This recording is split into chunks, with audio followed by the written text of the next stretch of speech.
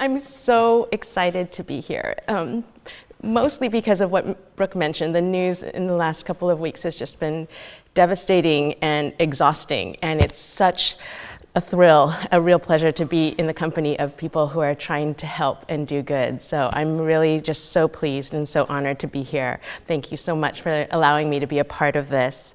My talk today starts from the understanding that doing harm is not an innate quality, but it has become a very gendered behavior in the sense that most offenders are men.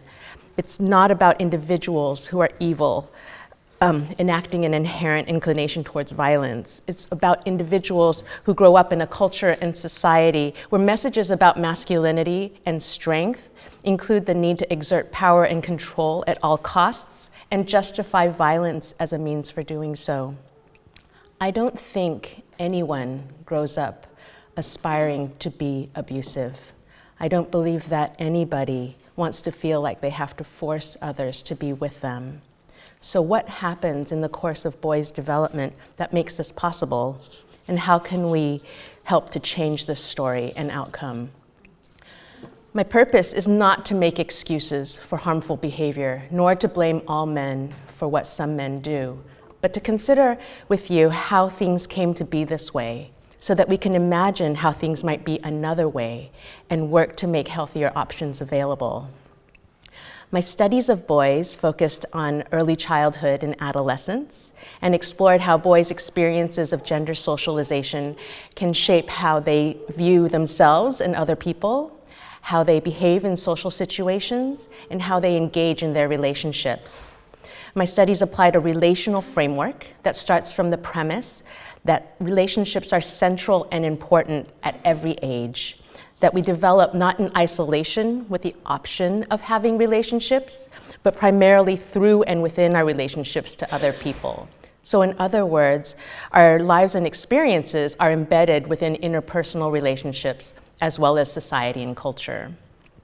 My studies also adopted a relational method which centered on developing close, trusting, comfortable relationships with the participants that I worked with, and focused on boys' perspectives to understand their experiences in their words and on their terms. By studying boys in this way, I found that boys have relational capabilities, that boys' gender socialization kind of forces a split between what they know and what they show, and that boys seek connections and resist disconnections. When I say that boys have relational capabilities, what I mean is that they possess certain qualities and skills that enable them to be fully present and genuinely engaged in their relationships.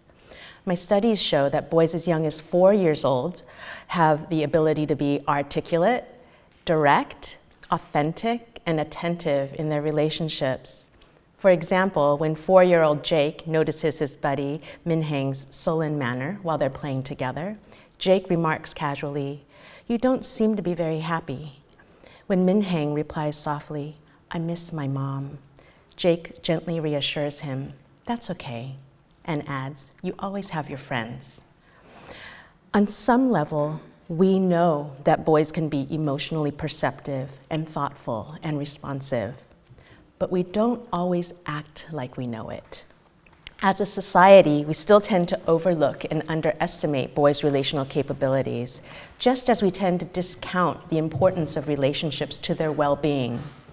To the extent that our expectations are influenced by stereotypes that tend to portray boys as incapable or uninterested in relationships, we're more likely to notice when they're rowdy and rambunctious and to view those behaviors as normal. And we're less likely to notice when they're caring and considerate, or we may view those instances or those boys as exceptions. It's always interesting to me when parents, many parents, will come up to me and say, "You know, my son is different, not like other boys, because he's gentle and kind and sweet." So another reason we tend to overlook and underestimate boys' relational capabilities is that they aren't always apparent. One reason why the example with Jake and Minhang stands out is that they're free to act on their instincts and express their feelings in ways that older boys have learned can be unsafe. So what happens that makes those relational capabilities more difficult to detect? This brings me to my second point, which is that boys' socialization forces a split between what boys know and what boys show. One of the most fundamental aspects of being human is the ability to cultivate meaningful relationships with those around us. Infant studies indicate that all humans are born with a capacity and desire for connection and derive comfort from feeling close to others. Yet older boys and adult men will report having fewer close relationships and lower levels of intimacy within those relationships. This discrepancy suggests that boys' development is associated with a move out of or away from relationships. So let's consider how boys' socialization, including messages about masculinity and pressures to conform to group norms, can undermine boys' ability to develop the kinds of emotionally close relationships that have been linked to happiness and well-being. An overarching theme of boys' gender socialization is the need to prove masculinity. It's not enough simply to be anatomically male. They have to establish their masculine identities, namely by aligning with masculine norms that require them to be stronger than they are and act tougher than they feel in order to be considered real boys or men. And where masculinity is defined as the opposite of femininity, they also have to distance themselves from all things feminine. So what does this include? Anything having to do with emotions and relationships. Those start to become viewed as weaknesses or a liability because they are at odds with a boy's masculinity. In order to show that they are not girls or sissies or mama's boys, boys learn to kind of shut down or cut themselves off, or again, not show the things they know, not show their ability to be emotionally astute and perceptive, to express themselves in a fuller range of their thoughts and feelings. And of course, this impacts their options and their possibilities in their relationships and in their social lives.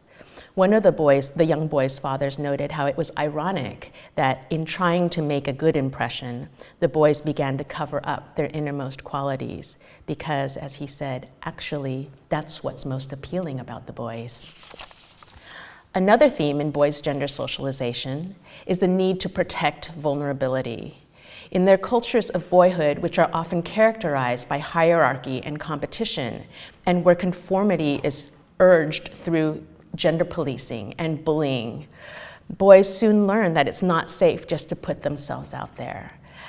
So they, in order to avoid being ridiculed or rejected, they learn to be more careful, more self-conscious. They learn to anticipate how others might respond, and then they adjust their behaviors accordingly. And again, I saw this in 4-year-old boys, which I thought was incredibly impressive, but also sad. So during a private meeting with Jake again, in the spring of his pre-kindergarten year, he tells me, all of the girls in the class are my friends, but I act as though they aren't.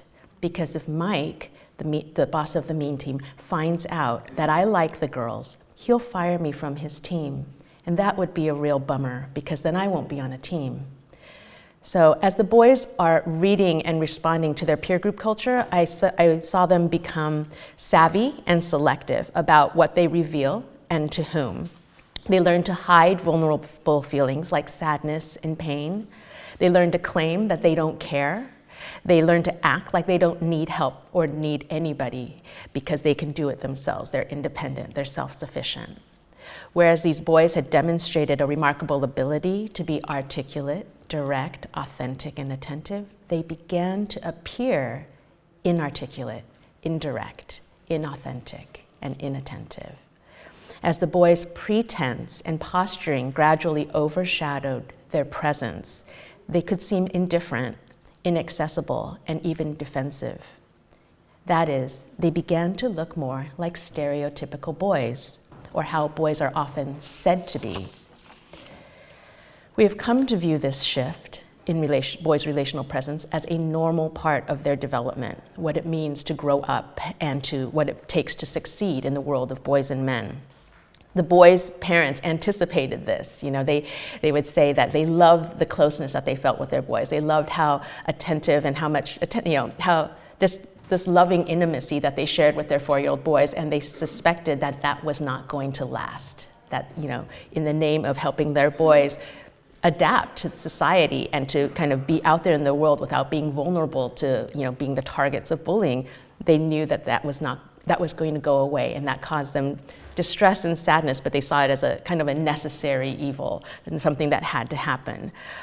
This is not surprising given that most models of human development emphasize individuation and separation in the name of maturity and for boys, masculinity. So when we see kids who are still clinging to their mother's skirts, if they're girls, we're a little bit more tolerant. We're like, oh, okay, that's one thing. But if they're boys, we say, oh no, that's not going to serve him well as he moves forward. And the pressures to conform to gendered expectations, those pressures come in more intensely for boys starting at early childhood. Girls are allowed to be tomboys a little bit longer until early adolescence, which is what my mentor, Carol Gilligan's work really focused on, was what happens with girls at early adolescence. But a boy's ability to align with masculine norms is often regarded as socially adaptive. And conversely, boys who don't conform are made to feel as though something's wrong with them and that they're alone in their struggles. Actually, when I interviewed over 200 adolescent boys, and almost every single one of them, when we got to the end and I asked, do you have a question for me? They wanted to know, am I the only one who's having trouble with this? Because to them, it looks like everyone else is fine. And so I found one of the reasons I think that film, The Mask You Live In, is so helpful, partly because of the content, but also because the kids who watch it realize they're not alone, that there's a problem with what they're being told. And I think that in itself can be very, very supportive as they move through and try to make sense of all these messages that are coming down on them. So costs and consequences to boys' socialization. Although there are certain still social advantages to being male and acting masculine, boys' gender socialization can have psychological and relational costs. There are consequences to renouncing parts of our humanity. And as Terry Real, a family therapist out in Boston, put it, he said, if you take the whole range of human qualities and you divide them in half and you say, this half is masculine and this half is feminine, and only boys and men can be masculine and only girls and women can be feminine, then everybody loses. So some of the psychological costs of boys' gender socialization includes how it makes them see themselves and feel about themselves. And then, of course, how they interact with other people in their relationships. It may seem ironic, given our patriarchal society, that boys would struggle with, that their gender socialization would lead them to feel badly about themselves, given that our society continues, for the most part, to value men and masculinity over women and femininity. But Joe Pleck, in his book, The Myth of Masculinity, which came out in 1981, so we've known it for some time, talks about unattainable masculinity, this ideal of masculinity, or what some call hegemonic masculinity, that kind of gets perpetuated in our culture and is kind of what we think of when people say, be a man or be a real man. And most middle school kids, even younger kids, can tell you, oh yeah, that means be tough, be stoic, you don't need anyone, you have to, don't cry in front of other people. That image of masculinity is ultimately unattainable because no one can be all of those things at all times. And so boys and men are destined to strive towards an image in relation to which they will inevitably fall short. And that can leave them feeling shame and low self-esteem. There's also the issue of precarious masculinity, in the sense that even if you manage to portray some of those things some of the time, anyone can call you out, anyone can challenge your masculinity at any time, which of course creates a sense of insecurity and a worry that other people will expose them, or that they'll do something that exposes themselves as being not the men they're supposed to be. There are also obviously relational costs as boys learn to self-regulate and to watch what they say, what they reveal. It becomes harder to know what they really think. The 4-year-old boys, I watched them over the course of their pre-kindergarten year kind of go from wearing their hearts on their sleeves and just kind of coming out and telling you exactly what they thought, exactly what they meant in this very wonderfully exuberant way, to being more careful because they've been burned for doing so. And as the boys learn to posture more and put on this masculine, tough guise, they become harder to engage. And so putting on that mask of masculinity can leave them feeling, or lead to them feeling lonely and isolated. So here's the paradox. The boys in my study, the reason why they were motivated to conform to these masculine norms is not because they were out there trying to prove their masculinity. At least that wasn't all of it. That may have been part of it, this drive, this need to prove masculinity. But what they really wanted was to be able to identify and relate to their friends. They wanted to be one of the boys and with the boys. And so they're told that if you do these things, if you act these ways, you'll have relationships, you'll be able to connect, when in fact, doing those very things hinders the relationships they're trying to get. And so, to summarize, my studies indicate that boys' gender socialization involves and results in disconnections from themselves when they learn to devalue or deny feminine feelings and needs, and from other people when they learn to distance themselves emotionally in the name of keeping up their guard and protecting their vulnerability. These are, of course, interrelated because our relationships depend on the ways in which we're present in our relationships. And our presence depends on our relationships, whether we feel supported in being ourselves. Boys' socialization can also harm boys when they are told that they have or should have power, but they don't feel powerful. So together, these dangerous disconnections and aggrieved entitlement can lead to problems for boys and men and those around them. The good news is that there's evidence of boys' healthy resistance and resilience at every point, actually, in their development. In the younger boys, I saw this. In the adolescent boys, I saw this. So they are not helpless victims of their socialization, nor are they passive recipients of culture. As active participants in their learning and development, they can mitigate the effects of their socialization on their developmental outcomes through, for instance, the ways in which they make meaning of the messages about masculinity that they hear and the ways that they respond to social pressures to conform. Despite becoming more guarded in their interactions, they don't lose their relational capabilities. They also continue to crave and strive for relationships in which they can feel truly known and accepted and valued. This brings up my third and most important point, which is that boys seek connections and resist disconnections. This means that there is hope for change. Boys' resistance is a healthy response to debilitating norms of masculinity that constrain their self-expression and hinder their relationships.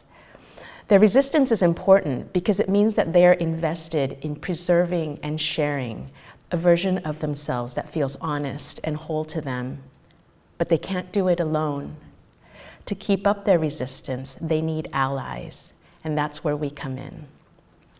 As a society, we often don't teach boys how to express their emotions and connect with others in healthy ways. Because again, we tend to think of emotional expression and relationships as something girls and women do. So when we see it in girls and women, we say, of course. And then when they do it, we praise them because yes, that's what they're supposed to be good at. But relationships are also essential to boys' well-being. And so we need to foster those capabilities in them as well. We may go so far sometimes as to expect or condone boys' use of violence as a way to express themselves because we think they can't do it another way. But they can.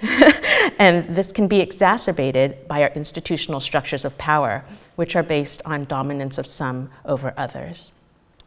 Obviously, there aren't easy solutions, but there are things we can do to help boys stay connected to themselves and to others. For one thing, people use strategies that are available to them, whatever strategies are available. So what they think will work, or what they're allowed to get away with. So for instance, Mike, that boss of the mean team, his parents had recently divorced during my study, and so he was feeling really sad and uncertain and like people could go away at any time. And so that was actually when he created the Mean Team, which was a club created by the boys for the stated purpose of acting against the girls. And by making himself the boss of the Mean Team, it enabled him to punish anyone who tried to leave him. So you can see how, I mean, I don't mean to draw direct comparisons to domestic violence, but you can see how when we don't give boys healthier strategies for dealing with difficult emotions, sometimes the coping mechanisms that they will adopt are not going to be the most helpful, the best ways to go about it. So we need to give boys language and permission and support to express difficult feelings and to ask for help when they need it and to resolve conflicts and repair relationships. This is how we can facilitate relationships that are based on mutual respect and communication and care. We also need to normalize vulnerability, which are actually essential for learning and growth and relationships. And we need to acknowledge that boys' relational capabilities are not a feminine weakness, but a human strength that will serve them well in their relationships as they grow up, as they become fathers or partners or friends or older brothers. I mean, all of these things will involve being able to do the things that they're born knowing and having an inclination towards in the first place. So therefore, fostering boys' relational capabilities is really not about teaching them anything new or turning them into something they're not. I think the fear is often that, oh, we're trying to turn boys into girls, and it's not that at all. But really what we're trying to do is enable them to stay with what they know or return to what they know and to develop abilities that they already possess. So we want to give boys tools for dealing with life's challenges because, as the Ad Health Minnesota study found, the single best protector against psychological risk like depression and low self-esteem, and also social risk like unintended pregnancy, substance abuse, all these things, is having access to at least one close, confiding relationship. But if we don't give boys the tools to do that, then they are at a huge disadvantage in terms of their emotional and relational well-being. Second, as violence has become tied to boys' and men's masculine identities, their coping strategies are limited by pressures to adhere to masculine norms. So we need to update definitions of masculinity and power and success to stand for attributes that affirm rather than diminish their humanity, to recognize multiple masculinities instead of implying that there's one right or best way to be, which is the message that they're hearing in the media. And also to stigmatize violence as a means of self-expression. We need to hold boys accountable for their actions, just like we hold everyone else accountable. I really hate the phrase, boys will be boys, because I think it insults boys, and I think it holds them to lower standards. So we need to start these messages early through parenting and early childhood education, and we need to be clear and consistent about what's acceptable and how we treat people. And they're ready for this, and they want to do this. And so if we can legitimize it, I think they are more than ready to rise to those higher expectations. The boys know, for instance, there's an exercise that we do that Paul Kivel created called the Be a Man box. You've probably seen a version of this where they ask kids usually, or adults, what does it mean to be a man? And like I said earlier, all those, kind of stereotypical things come out, be tough, be stoic, or whatever. But it turns out if you put another box up and you say, okay, now what does it mean to be a good man?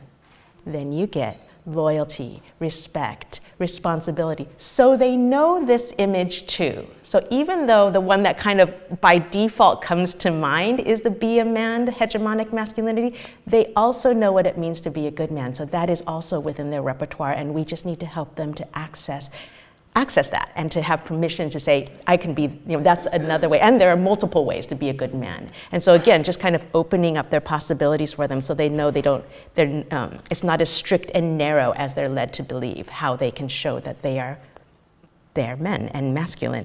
And finally, there's also always the emphasis on context mattering. So obviously, bringing about real and sustainable change cannot only focus on empowering individuals, because if their situation and circumstances have not changed, chances are anything that they do will kind of fall back to that default. If the constraints are still in place, it makes it that much more difficult for them to try to break out of the box that is constraining them. And so we need to also work on reducing societal constraints in order to make these healthier options available to everyone. And we can begin by teaching boys something that Jake's parents told him. He was kind of the resistor in the group, to be respectful of and comfortable with differences. His parents would tell him often, probably daily, if you don't want to do it, then don't do it. They really taught him to trust his best instincts. And so we need to help boys to, again, return them to that sense of they inside know what's right. They want to be good. They want to do the right thing. And so giving them that permission and to not make that about, oh, now you're just like one of the girls because you're so good, but to say being good is also something that boys are, and allowing that. And also helping them to question social hierarchies. Why would this one, is it fair that one person is valued more than another person? Does that make sense? And helping them to deconstruct that at whatever age you're working with, and to promote equality. And we want to make this about leadership, about teaching boys, this is what it means to be a good leader. This is not sensitivity training. Again, a lot of I don't think from this group, but oftentimes the response I get is, you feminists just want to turn boys into women. And I'm like, you are underestimating what boys can do, and you're also misattributing what are human qualities to what are uniquely feminine qualities. And so this is not about sensitivity training, it's about leadership. And if it's disconnections that make it possible for boys and men to do harm, then by helping boys to remain connected to themselves and supporting their resistance against disconnections, hopefully we can enable them to take better care of themselves and of others. Thank you.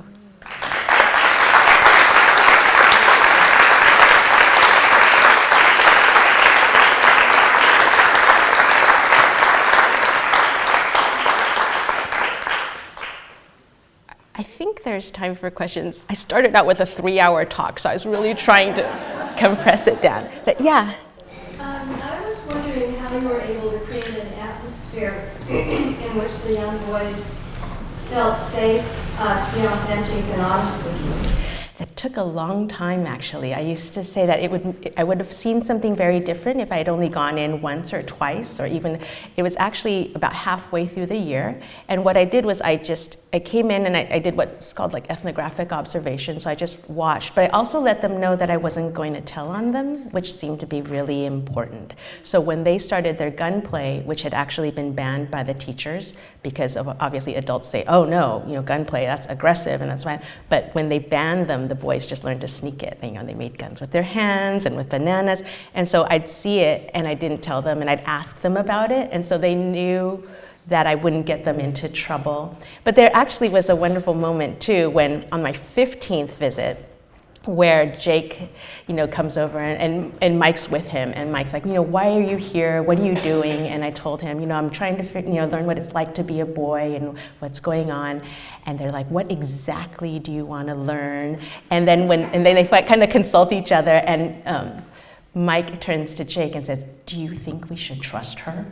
And Jake kind of looks at me and smiles slyly and goes, and so, but it was great because they were so honest, so that eventually when they did decide to trust me, I knew I could believe them, because it was really about letting them come on their own terms and saying, whatever they feel, comfortable sharing. And it also, as they started to engage me more, I noticed what toys they liked, and so I brought toys and I said, oh, well, they would go in groups usually and meet with me in groups, or if they just eventually they said, no, actually I want the toys for myself, and so can I come and meet with you individually? And so that's how I was able to talk to them and to hear what they were doing.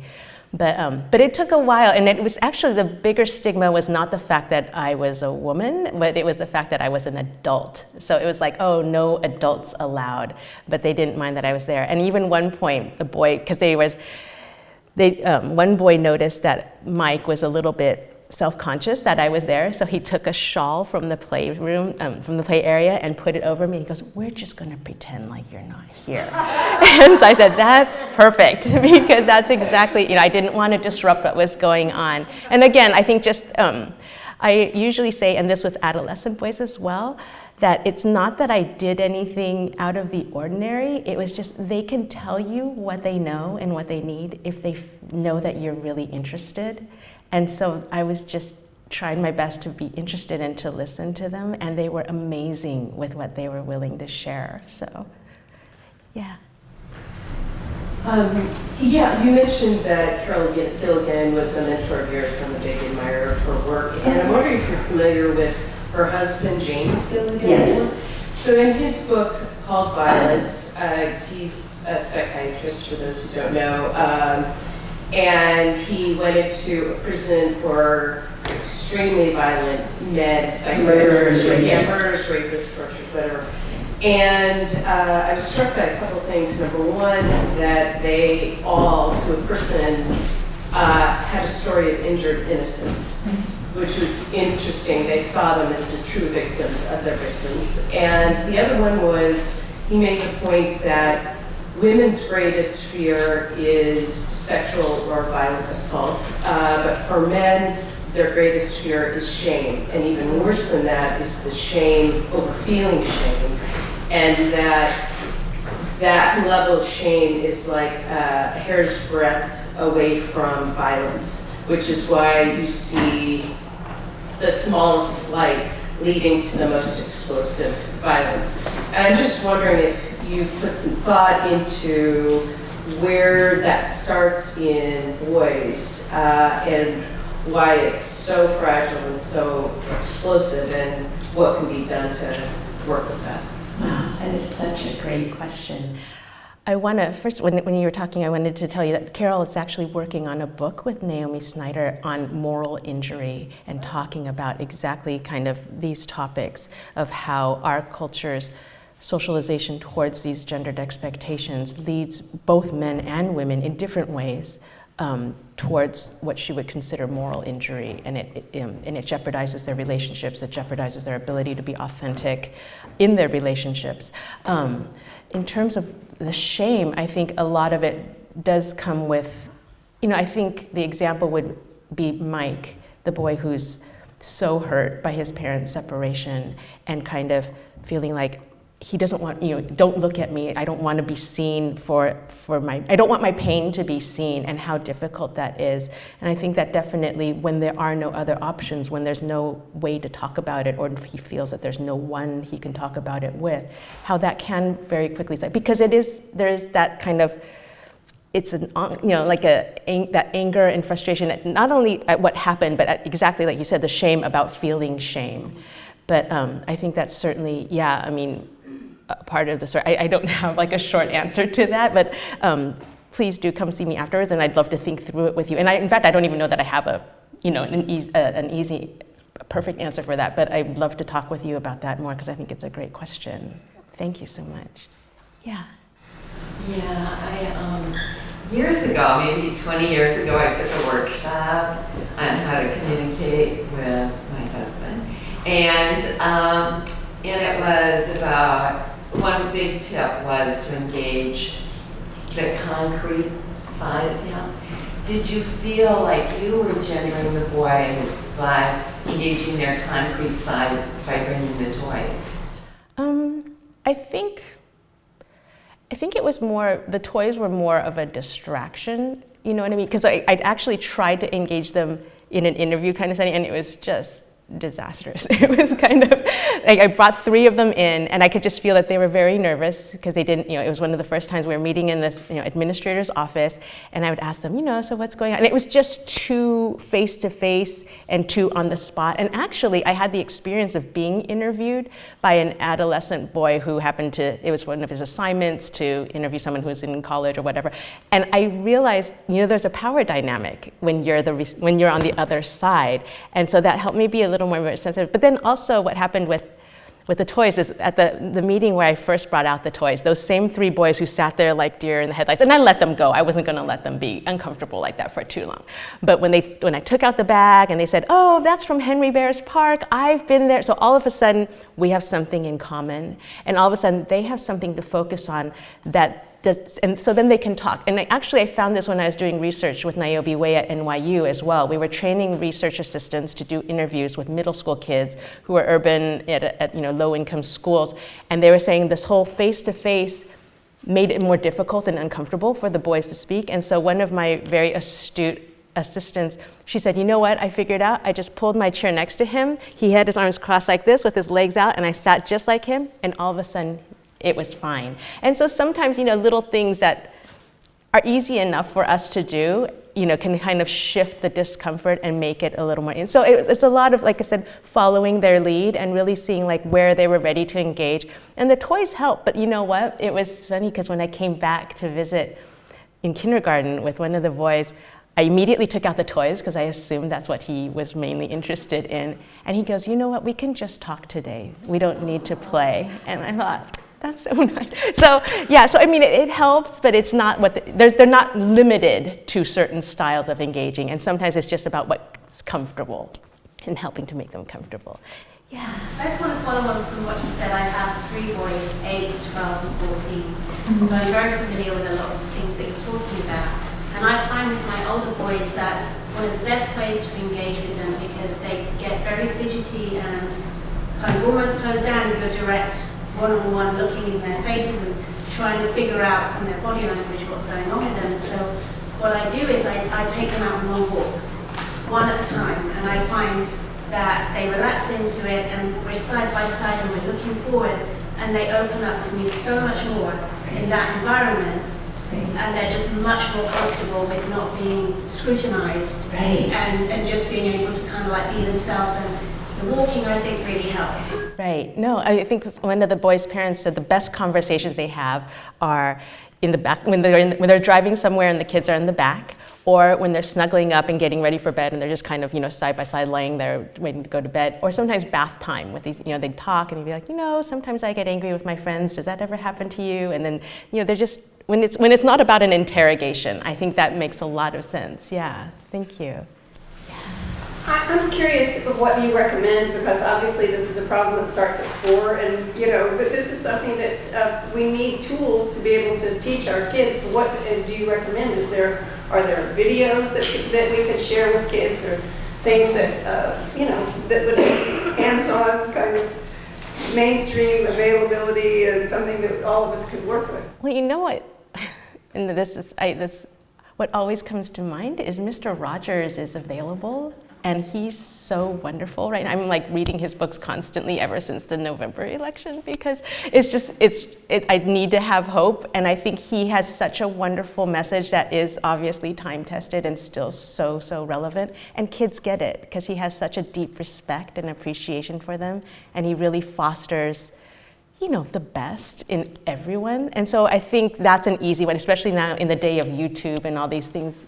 That's a good way to start them. And there are also a lot of really good children's books these days too that really talk about, I think there's one called F is for Feelings, which kind of goes through a whole alphabet of feelings and what this is about, and that this is normal and that people can get angry and then recover. I mean, I think what it is one of the boys' parents said it's really not about modeling perfect behavior, but about them seeing that we all experience this whole range of things and we can recover from it, and that there are better ways for dealing. I mean, even Mr. Rogers has a song about how, what do you do with the angry you feel, and you can run it out. And so just, again, giving people options to say, it's normal to feel this way, but also drawing the line with, but it's not okay to hit somebody. It's not, these are the ways it's not okay to handle that, and here are some other ways you can handle that and make yourself feel better that don't involve hurting yourself or other people.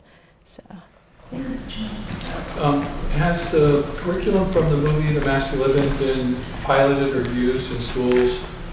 It has been piloted, and to my knowledge, I think it's been sold to 2,000 or 3,000 schools, but I have not heard too much about how people are finding it. Yeah. But